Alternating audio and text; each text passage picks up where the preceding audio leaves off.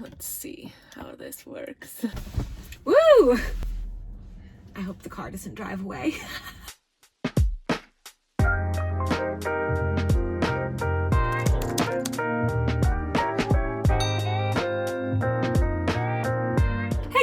Alix, welcome back to my channel. Welcome to another video. Well, clearly we're not in my kitchen and we're not in my bed, which are like the two only places I make videos these days, because I have finally given in and I got myself, you guessed it, a Tesla.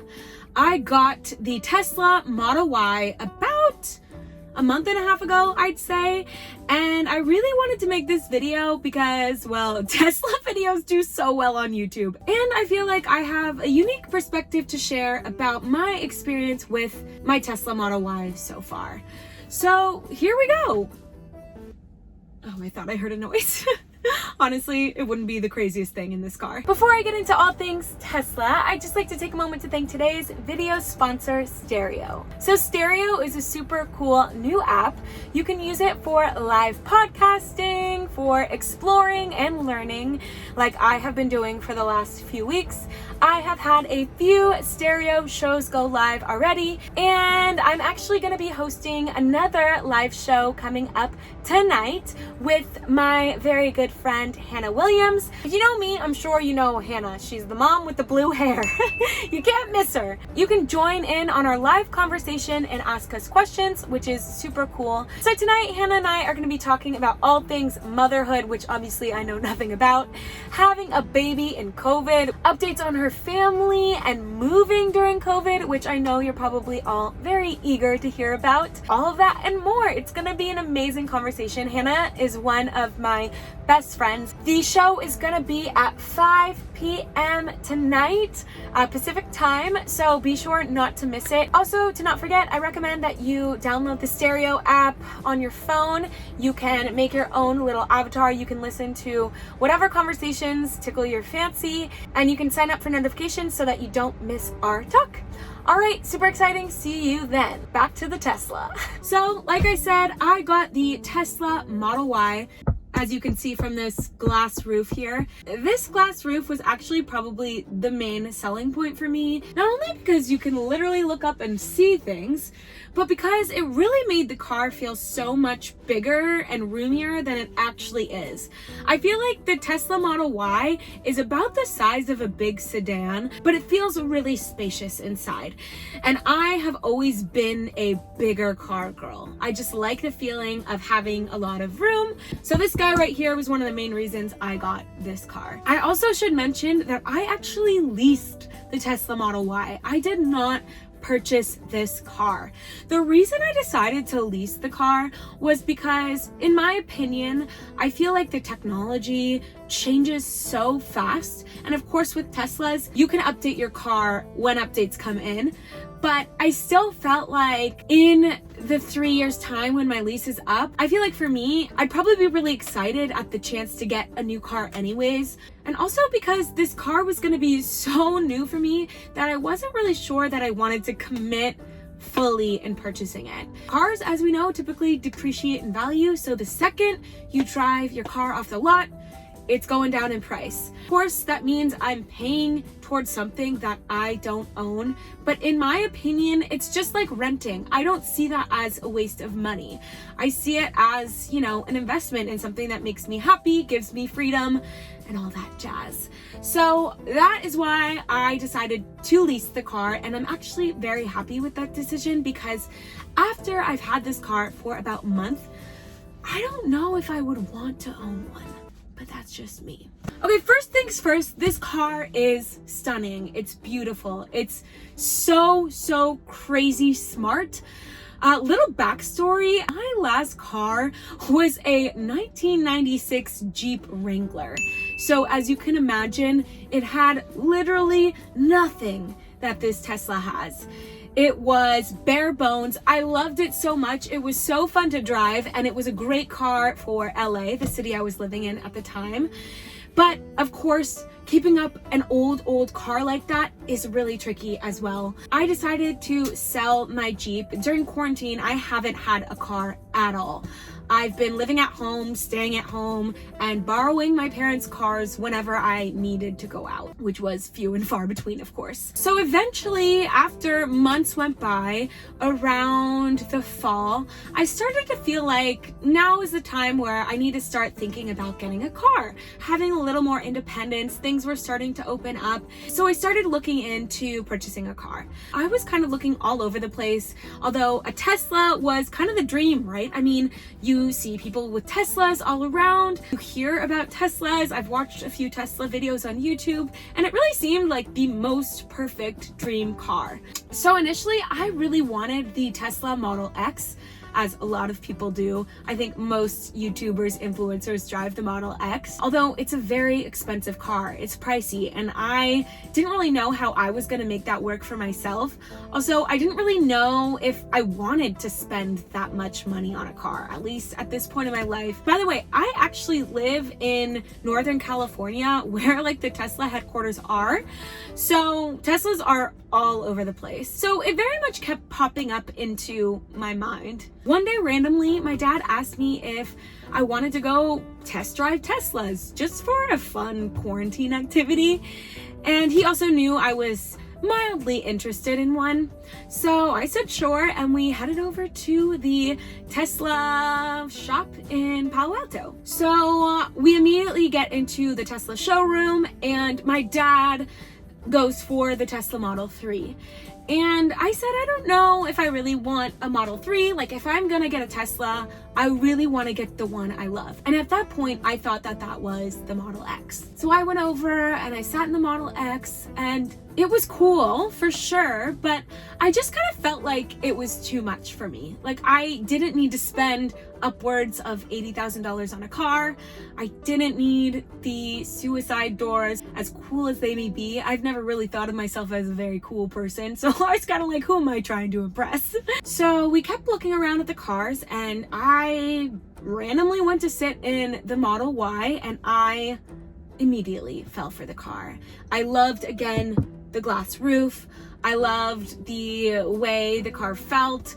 I loved the normal doors and I loved how spacious it was. That's why I liked the Model X in the first place, because it was a little bit bigger, and like I said, I like kind of a bigger car. But the Model Y felt just as big to me.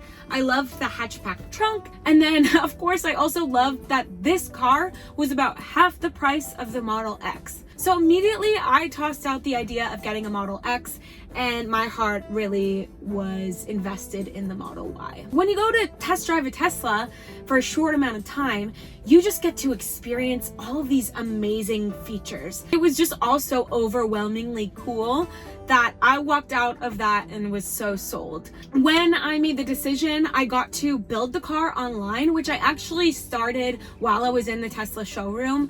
I was able to save that info and then go home and finish it. But one thing that I really wanted, which was an added cost, was these white seats. Now, I know a lot of people are scared to get the white seats because it seems like really hard to keep them up. I also am the first to admit I'm prone to spilling and messing things up, so this was a bit of a risky move, but these seats are actually so easy to clean. I don't eat in the car, so I haven't spilled much of anything, but I did have a little dog in here who ended up getting muddy footprints and ran all over the car, and I was able to wipe them down no problem. I've also seen videos of people spilling wine and they clean right off. So if you're worried about the cleanliness of the white seats, it's actually really not been a problem. Take it from someone who's really messy. Again, with this glass roof, with the white seats, I just feel like there's so much space. It's so light and airy in here, and that's just one thing that I really love about the car. The exterior, however, I don't really care much about, so I got the included color, which is white. I'd rather pay more for the white seats than the exterior, but that's just me. I did not purchase the full self-driving, and I did not purchase the fast boost that you can get on the car. I figured that I didn't know if I wanted them, so I might as well add them later if I felt like I really did. And to be honest, I realized that in leasing this car, I don't really want to pay $10,000 for full self-driving when that's not going to be a feature I own. It's like I'm throwing away $10,000. I am completely content with the auto steering. In fact, The auto steering is a lot for me already. So I think the full self-driving, it's just not something that I need right now. But again, that's also really cool about Tesla is you don't have to decide right now. I can decide to upgrade that feature later. So I submitted the request and then it was kind of a waiting game. I had to wait about 2 months to actually get the car delivered, which was hard. I'm also not the most patient person. But once you decide on a car, you kind of just want it. And that wasn't the reality. But I made it through those couple months. For a while, I was kind of just waiting. I wasn't sure when the car would be ready.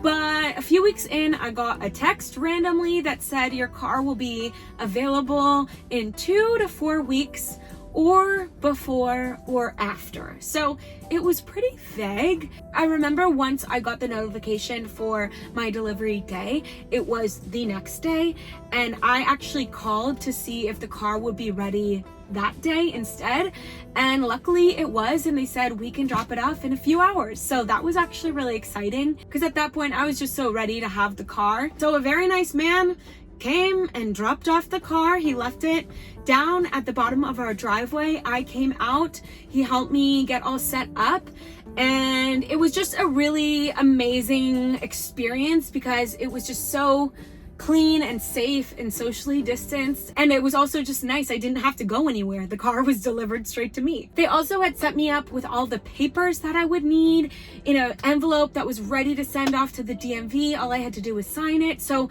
it was just so seamless, so much easier than buying a car off a lot.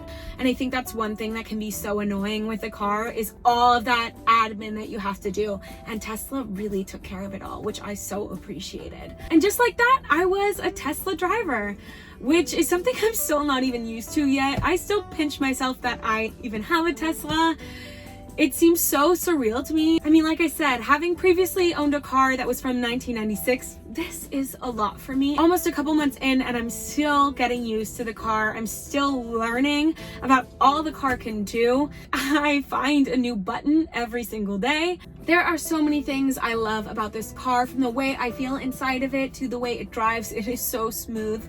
But there are, of course, some things that I don't love, and I want to be really honest about that. One thing that you hear a lot about Teslas, but you don't really get to experience until you own one, is the charging. Now, I know this is with all electric vehicles, but the charging is really something you have to get used to. I obviously was aware that you had to charge this car.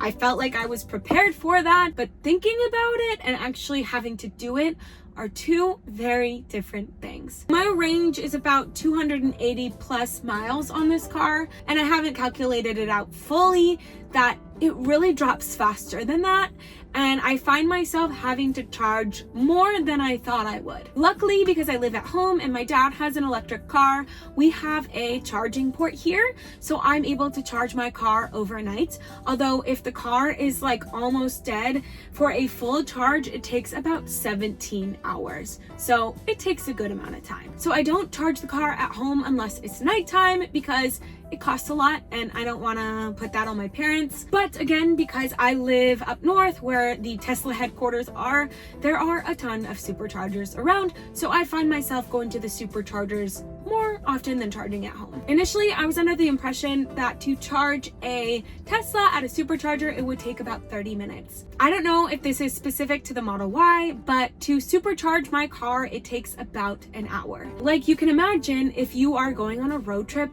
that's a whole hour or more, depending how far you're going, that you're adding to your time.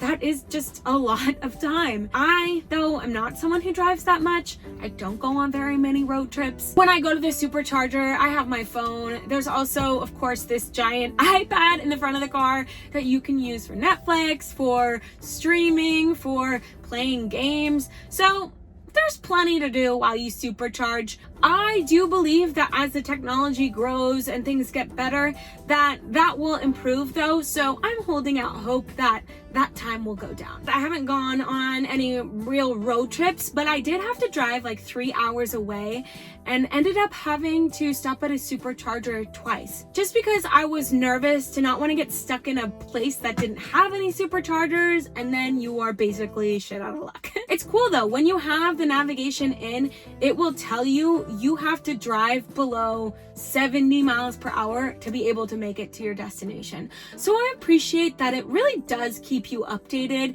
because I would have no idea on my own. Another kind of weird thing about the car that I've noticed, just because I think the car is so high tech, just like a phone or a computer, sometimes it malfunctions a little bit. Like sometimes it won't respond like I want it to. Sometimes the music will turn on, sometimes it won't. I've even had trouble sometimes putting down the window, like it didn't recognize that I wanted to put down the window. So that's always fixed itself. It's nothing that has been a problem that's lasted.